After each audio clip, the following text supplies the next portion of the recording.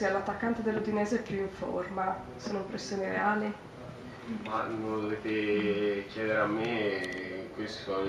credo che insomma, gli 11 da mandare in campo come sempre li deciderà il mister, e credo che come sempre ha fatto dall'inizio del campionato oggi abbia sempre anche azzeccato le formazioni, perché se l'Udinese è in questa posizione di classifica credo i meriti vanno divisi sia fra le qualità e la voglia della squadra che fra le qualità del tecnico. Possibile cross, palla per Corradi che devia! E l'Udinese in vantaggio quando siamo a 10 minuti dalla fine. Bernardo Corradi era entrato da pochi minuti al posto di Denis, ha provato il gol del vantaggio per la squadra friulana. Gol costruito bene, l'Udinese non ha avuto fretta questa volta di dare verticalità alla sua azione, è andata via orizzontale, ha aspettato che salisse un difensore a mettere in mezzo questa palla per Corradi, che si è fatto trovare pronto all'incornata verso la porta. Anche le condizioni di Sanchez, forse c'è qualche probabilità in più di vederti magari iniziare dal primo minuto a San Paolo? Io le condizioni del Nino non le so, perché praticamente sta facendo fisioterapia e cure mattina e pomeriggio, quindi non è con il gruppo. È normale che l'auspicio da parte di tutti è quello che ce la possa fare per la partita di domenica. Se non ce la dovesse fare verrà sostituito come è stato sabato, credo anche in maniera ottima, da chi ha preso il suo posto e da chi è subentrato a partita in corso. È normale, per noi il Nino è un giocatore importante, però credo che se vogliamo iniziare a pensare in grande, a pensare a un futuro dove ci possono essere più competizioni nell'arco di un anno, bisogna anche iniziare a pensare a una rosa un po' più, a dare fiducia secondo me anche a più di 11 giocatori, perché giocare su 3 fronti significa spremere i giocatori nel momento in cui non vengano ricambiati molto, soprattutto i giocatori come i nostri che sono quasi tutti nazionali, quindi alle partite di campionato, di Coppa, di un'eventuale Coppa Europea, della Coppa Italia ci si deve aggiungere partite delle nazionali, spesso sono voli molto lunghi. Com'è stato il clima questa settimana? Nel senso, quanta voglia di rivincita e di rivalsa c'è dopo 2 sconfitte, soprattutto per come è maturata l'ultima? Siete agguerriti, come hai visto tutto il gruppo? Sai, più che parlare credo di rivincita e rivalsa, sembra che veniamo da un periodo fallimentare. Credo che forse delle ultime 2 partite è stata sbagliata la partita di Lecce come approccio mentale, però avevamo inanellato una serie di partite e di risultati positivi che credo non avesse uguali nella storia dell'Udinese, quindi credo che la possibilità di sbagliare una partita ci possa essere. La squadra si è ripresa abbondantemente, pur non avendo Sanchez dall'inizio, con la Roma alla fine per una serie di motivi la partita era stata ripresa e secondo me c'erano tutti i presupposti per vincerla. Abbiamo commesso un'ingenuità, ma questo è il calcio, specialmente alle grandi squadre: se sbagli ti pagano, ti castigano. Noi l'abbiamo pagata a caro prezzo secondo me, perché almeno il pareggio lo meritavamo. Troverete una bolgia a San Paolo? Sì, però credo che anche se, come ho detto, abbiamo dei giocatori che sulla carta d'identità sono giovani, però sono tutti giocatori che hanno quasi 100 presenze in Serie A, sono nazionali, hanno disputato il mondiale la scorsa estate, quindi per chi fa il calciatore credo sia l'ambiente ideale, cioè andare in uno stadio dove ci sono 80.000 persone, sono partite che tutti vorrebbero giocare. Secondo me, almeno io la vedo così, e credo che non servano nemmeno tante motivazioni o tanti stimoli in settimana, perché sai, vai a giocare contro una squadra in forma, forte, che ha un seguito di tifosi incredibile, quindi sono le partite più belle da giocare secondo me. Tutte le provocazioni, tra virgolette, che nascono da Napoli fin da lunedì, quando si auspicavano che Di Natale fosse squalificato, fino ad arrivare insomma alle ultime cose che sono state lette, vi danno ancora più carica, più grinta, o vi lasciano indifferenti? Io chiaramente ognuno si prepara la partita in maniera diversa dal suo modo di preparazione. Io ho letto pochissimo e mi sono interessato pochissimo di quello che è la situazione del Napoli, di quello che magari possono aver chiesto, squalifiche o altro, perché credo che Dobbiamo pensare molto a noi stessi, cercare di preparare bene la partita, perché abbiamo dimostrato quest'anno che quando l'Udinese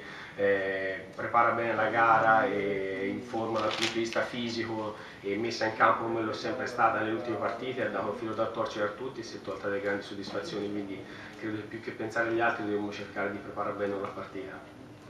Siete due squadre anche abbastanza simili, perché davanti siete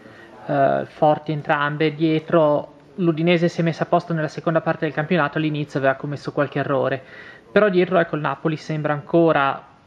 abbastanza vulnerabile, specialmente sulla parte centrale. Un giocatore come Corradi in questo caso potrebbe essere ancora più utile. Ora magari il Napoli, non so, può avervi dato l'impressione di essere vulnerabile, però insomma se in quella posizione di classifica credo che poi magari delle piccole lacune possono avere, una leggera disparità che ci possa essere tra il reparto difensivo e il reparto avanzato, vengono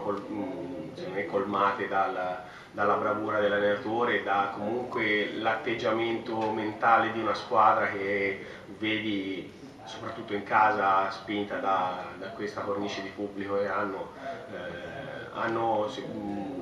una vitalità, una forza e una facoltà di schiacciare l'avversario soprattutto dal punto di vista fisico, e questa secondo me l'arma loro in più, al di là che poi hanno giocatori fortissimi davanti, hanno altri buoni giocatori, che io ho giocato anche con Cannavaro, quindi so le qualità del giocatore, sono una buona squadra e la classifica lo dimostra. L'ultima cosa ti chiedo io, credete ancora al terzo posto? Perché il quarto significa comunque preliminari, anticipo della preparazione, tutta una serie di problematiche anche legate al mercato. Io personalmente, se all'inizio anno o magari dopo le prime 4 sconfitte mi avessero detto che l'Udinese a questo punto della stagione aveva questi punti in classifica, ci avrei messo la firma, ma credo che tutti in società e i tifosi avrebbero messo la firma a lottare un posto per l'Europa League. Adesso noi stiamo lottando per un posto nell'Europa e conta. Non è facile perché abbiamo un calendario non facile, però credo che la cosa migliore è che gli scontri diretti ti danno la possibilità di essere arbitro del tuo destino, quindi non dover aspettare i risultati degli altri campi, quindi avendo scontri diretti contro il Napoli, avendo scontri diretti contro la Lazio, secondo me ci può dare quella convinzione e quella forza di dire che nel momento in cui centriamo il risultato, facciamo bene gli scontri diretti o le dirette concorrenti, possiamo arrivare a qualcosa di grandioso veramente. Tornando un attimo al Napoli, tu dicevi che una partita del genere chiunque vorrebbe giocarla davanti a tanti tifosi eccetera, quindi vi stimola. Non fa paura questo Napoli? Più che paura, credo che qualsiasi avversario vada affrontato con rispetto. Poi la paura dipende sempre uno come la gestisce, se la paura vuol dire entrare in campo intimoriti, secondo me non bisogna affrontarlo con paura.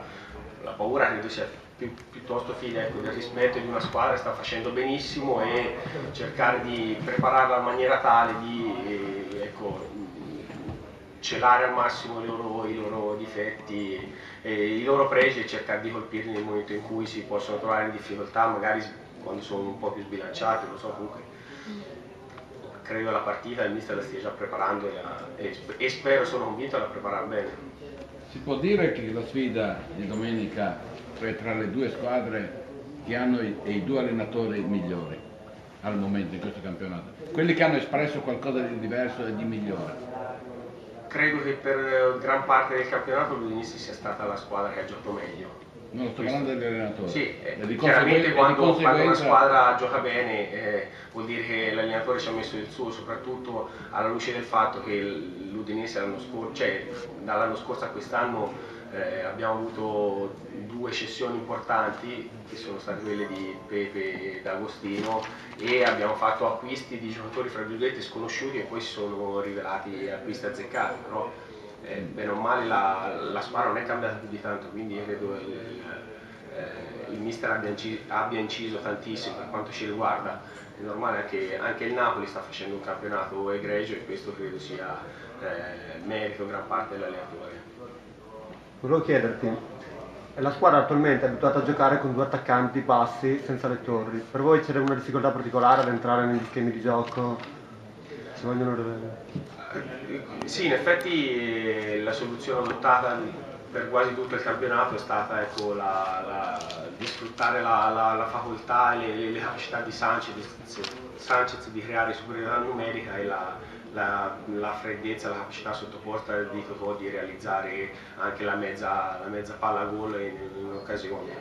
È normale che cambiando gli interpreti si può anche variare un po' il tipo di gioco, perché chiaramente sia io che German abbiamo caratteristiche diverse. Ecco, una delle, secondo me, dei passi avanti che può fare, che deve fare, che ha fatto anche a tratti l'Udinese, è quello di riuscire a cambiare a volte il modo di gioco, perché non sempre, magari quando incappi nella giornata storta magari non ti riesce a avere un buon fraseggio come sempre hai avuto, avere un'alternativa o un tipo di gioco diverso può risultare un'arma importante.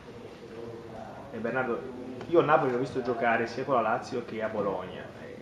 L'impressione è che la classica squadra di Mazzarri, grande sovrapposizione sulle fasce, centrocampisti che si inseriscono, soprattutto una squadra che corre molto, capace anche di superare determinate difficoltà proprio sulla corsa, al di là delle qualità tecniche indubbie, è una squadra molto molto forte sulla corsa. Come sta l'Udinese in questo momento sotto questo aspetto?